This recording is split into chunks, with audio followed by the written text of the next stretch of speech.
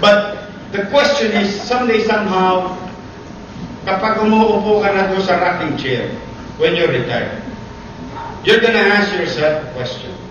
What I have done to my fellow men, what I have done or did for my neighbors, for myself.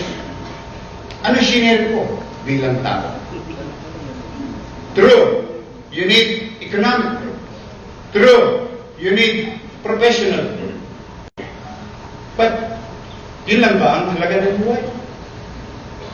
Kung tayo naniniwala na ang lungsod ng Maynila ay may kinakaharap na suliranin, then huwag na tayong maghanap ng dahilan.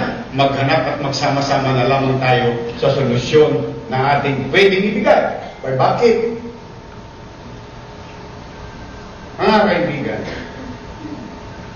huwag kang umasa, if I may say, like what Einstein said, don't expect different results will come to you tomorrow if what you did today is the same as yesterday.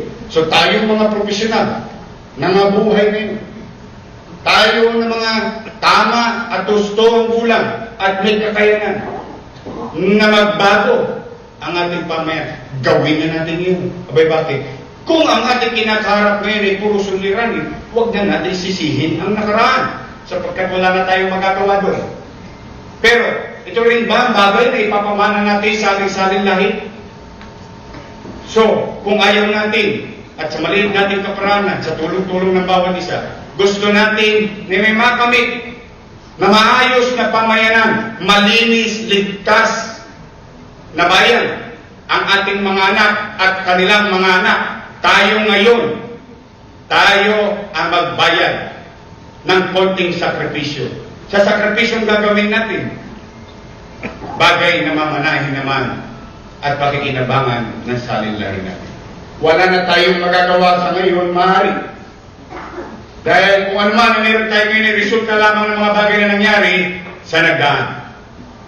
What we can do together is mapabuti yung bayang kakarapin ng ating mga anak.